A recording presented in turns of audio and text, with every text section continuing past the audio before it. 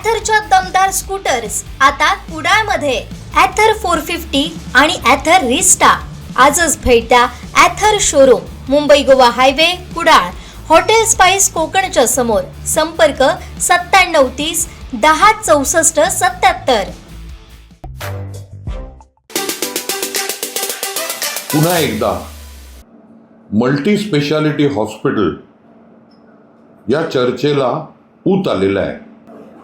शिंदे सेनेच्या नेते आणि कार्यकर्त्यांनी जणू काय मल्टी स्पेशालिटी हॉस्पिटल सुरू झालं आणि पहिल्या रुग्णाची शस्त्रक्रियाही पार पडली अशा थाटात जल्लोष पण केला.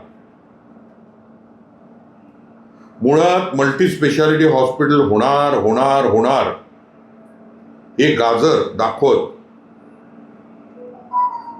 गेलीच नव्हे तर 2019 आणि 2014 अशा सगळ्या निवडणुकात हा मुद्दा होता आणि विद्यमान आमदार दीपक केसरकर यांनी मल्टी स्पेशालिटी हॉस्पिटल याची जी कथा लावली आहे मतदारांची दिशाभूल करत हे होणार होणार होणार असं ते सातत्याने त्याचा ढिंडोरा पिटत मतं तर लागली, मतं घेतली. आता मुळात प्रश्न असा आहे की मल्टी स्पेशालिटी हॉस्पिटल हे फक्त सावंतवाडी शहरासाठी आहे का, की तालुक्यासाठी आहे का, की या मतदारसंघासाठी आहे, की जिल्ह्यासाठी आहे? आधीचे 36-38 कोटीचा जो त्या हॉस्पिटलसाठी प्रस्तावित खर्च होता, आता त्या 80 कोटी बोलत आहेत. अरे मग 80 कोटी हॉस्पिटल आता नजीकच्या काळात, कारण टोल लावण्याचं काम चालू झालंय ओसरगावला, तर जिल्ह्याचा जो हायवे आहे तो या जिल्ह्याची मुख्य ब्लड लाईन आहे. मग असं मोठं हॉस्पिटल हे हायवेवर व्हायला पाहिजे की आतमध्ये व्हायला पाहिजे, हा मुळात प्रश्न क्रमांक 1 आहे. का हायवेवर पाहिजे? तर या हॉस्पिटलला अगदी खारेपाटण कणकवली पासून बांदा आणि सगळीकडची जनता तिथे इझिली येऊ शकते, कारण 4 लेन हायवे आहे. बरं ठीक आहे, मग तुम्ही आतमध्ये इथे, मग इथे करताना हा जो प्रस्तावित राहिला जमिनीमुळे या कालावधीत किती रुग्णांचे मृत्यू झाले, त्यांना जबाबदार कोण? कारण काल एका वाढदिवसाच्या शुभेच्छा कार्यक्रमात बोलताना विद्यमान आमदार म्हणतात की वर्षाला 10,000 रुग्ण हे गोवा बांबोळीला पाठवले जात आहेत. ही शर्मेची बाब आहे. हे ते ओपनली बोलतायत. मान्य तरी केलं, कारण डेटाच आहे.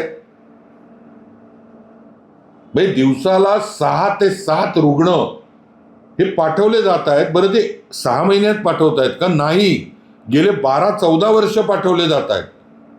ही शर्मेची बाब आहे एखाद्या आमदारासाठी.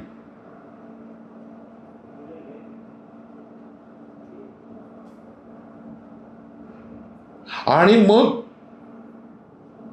मुळात आधी हे मल्टी स्पेशालिटी हॉस्पिटलचा तिढा कोणामुळे सुटला? तर अभिनव फाउंडेशनने जी PIL दाखल केलेली माननीय उच्च न्यायालयासमोर, कोल्हापूर बेंच समोर, तर हे उच्च न्यायालयाच्या इंटरव्हेन्शन किंवा त्यांनी या गोष्टीत जे लक्ष घातलं त्यामुळे हा तिढा सुटतोय. हे कोणाचं श्रेय नाही. दुसरी गोष्ट, त्याच उच्च न्यायालयाने ताशेरे ओढले. गेल्या वेळेला त्यांनी आरोग्य महासंचालकाला बोलवलं, DHS म्हणतात, डिरेक्टर ऑफ हेल्थ सर्व्हिसेस, त्यांना बोलवलं. म्हणजे नामुष्की आहे आरोग्य विभागाची.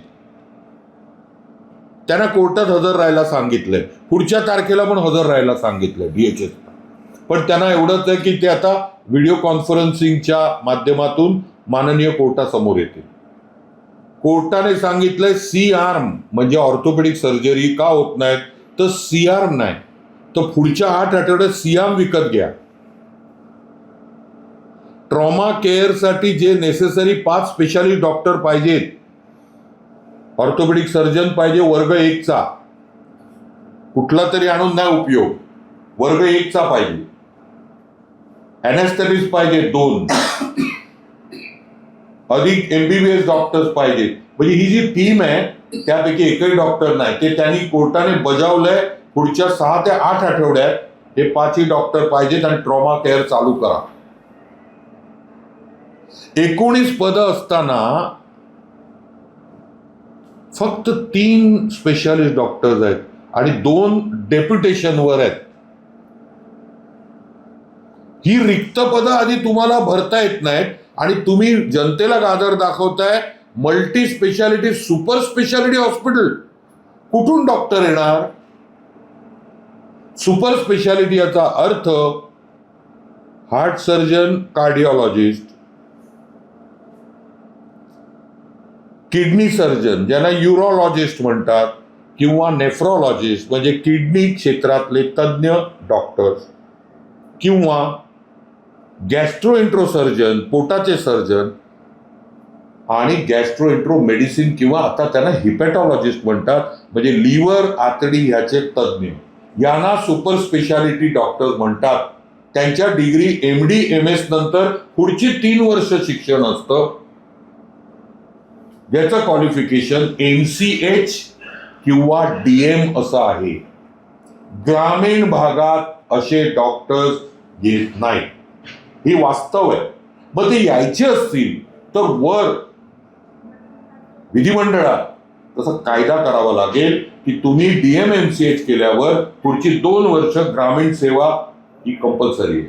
तर मात्र सगळ्या ग्रामीण भागात DM MCH डॉक्टर दिसतील, अन्यथा दिसणार नाही. त्यांचा सगळा भरणा मेट्रो सिटीज मध्येच असतो. मुंबई, पुणे, नाशिक, नागपूर, औरंगाबाद इथे मिळणार.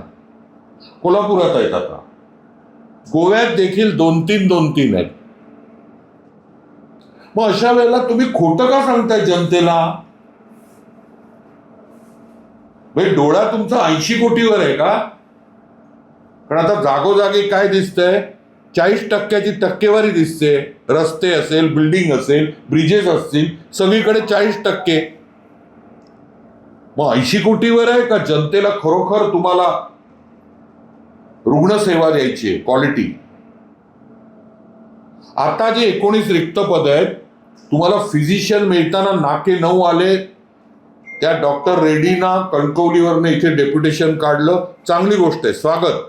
पण एकटा फिजिशियन इथला जो आउटफ्लो आहे, बाहेर जाणारे रुग्ण आहेत, थांबवू शकत नाही. का? कारण ICU ही 2, 4, 5 तासाची गोष्ट नाही, ती राऊंड द क्लॉक 24 तास मॉनिटरिंग लागतं.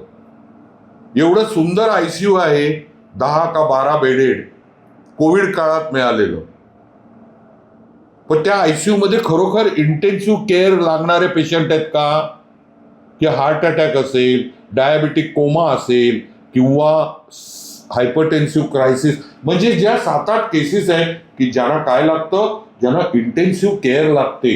इंटेन्सिव्ह केअर म्हणजे मजेत नाही, 24 तास मॉनिटरिंग, तसा नर्सिंग स्टाफ आणि तशा पद्धतीचे फिजिशियन डॉक्टर, किंवा आता इंटेन्सिव्हिस्ट म्हणतात, आता म्हणजे अनेक वर्ष झाली, पण इंटेन्सिव्हिस्ट करण्याने डिप्लोमा केलेले काही डॉक्टर असतात, त्यांच्या नेमणुका करा.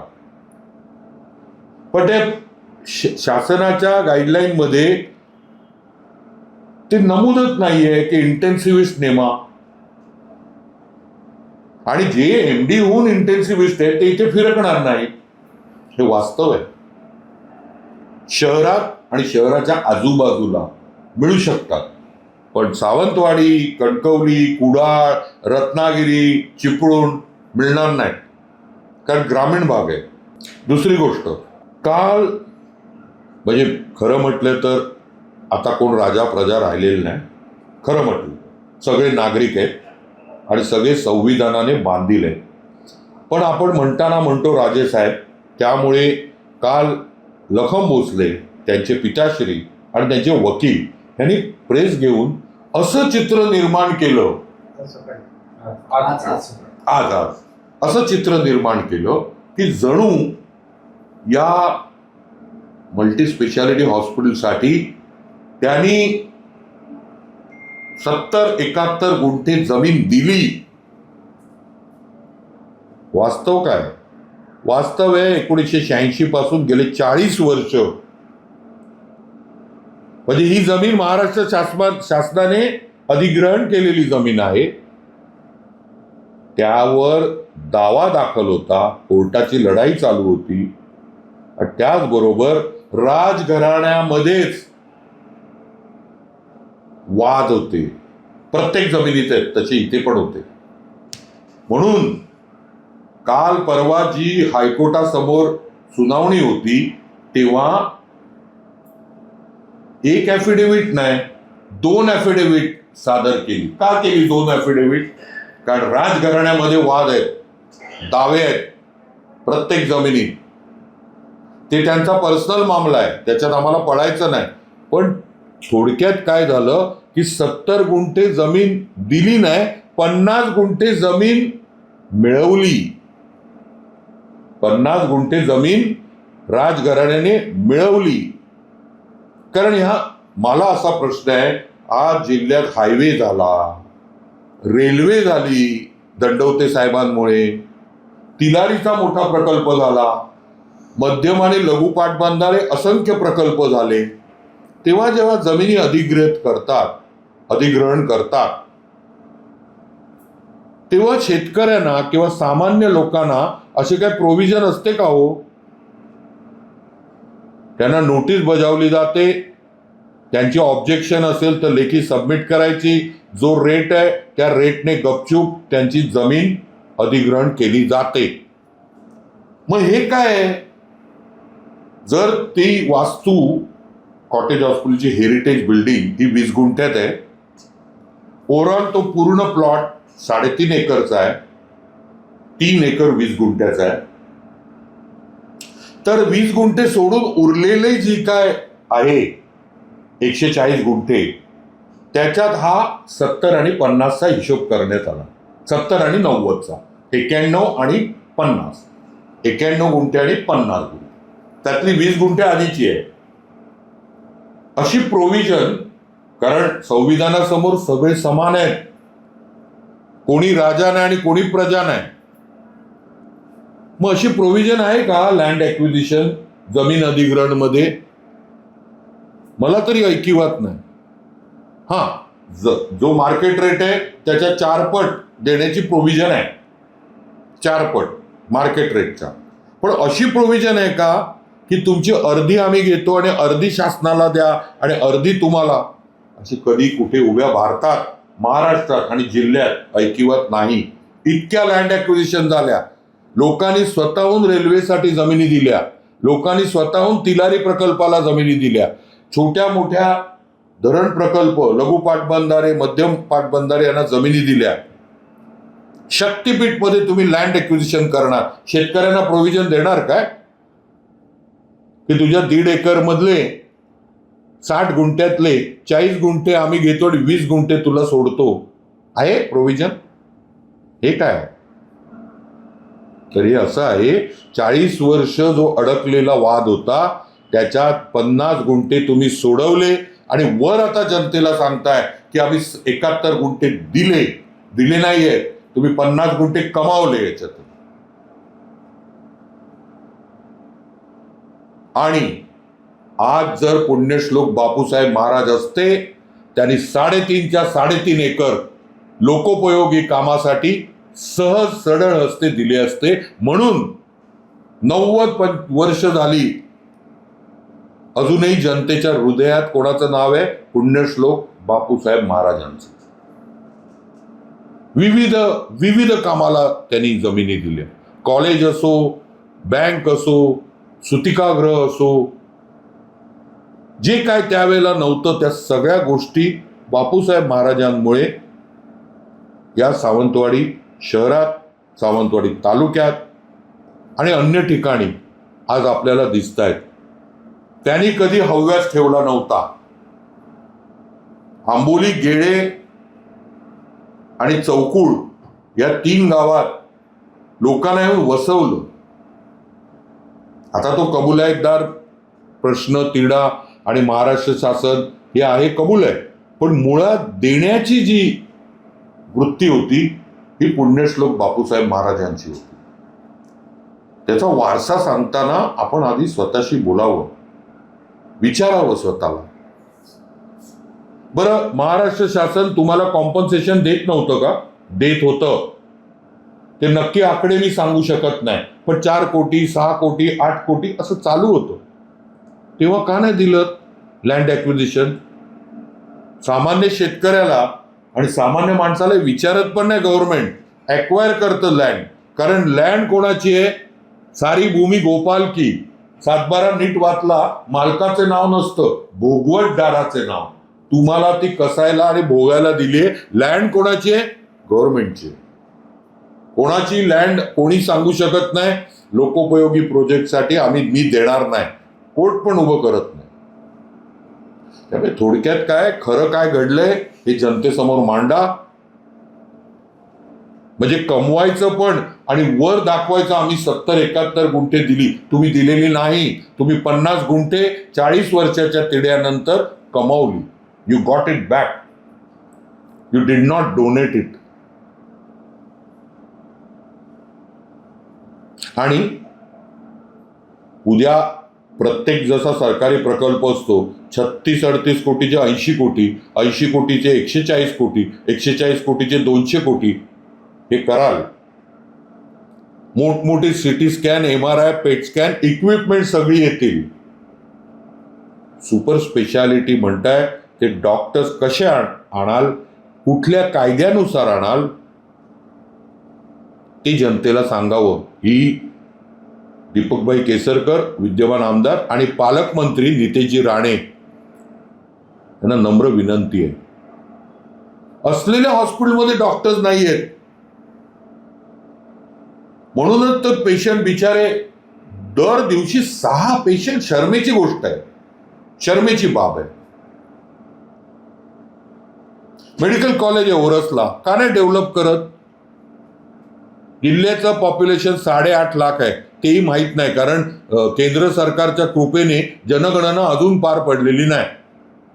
जी 2021 ला होणार होती, कोविड होता, आज 2026 संपत आलाय, जनगणना पार पडलेली नाही. पण पॉप्युलेशन 8.5चं 10 लाख झालंय का? नाही, उलट डिसइंटिग्रेटिंग आहे. या जिल्ह्याचं पॉप्युलेशन कमीच होत आहे. मग 8-8.5 लाखाला एक मेडिकल कॉलेज आणि त्याचे जे काय बेड्स आहेत, ही मोठी रुग्णसेवा होईल. हॉस्पिटल होत आहे का? होईल, चांगली गोष्ट आहे. पण असलेलं हॉस्पिटल तुम्ही कसं बघताय, कसं मॅनेज करताय, ह्याच्यातून होणाऱ्या हॉस्पिटलमध्ये तुमचा नक्की मोटिव्ह काय आहे? मतं काढायची आहेत, बांधकामातून पैसे काढायचे आहेत, की खरोखर रुग्णसेवा द्यायची?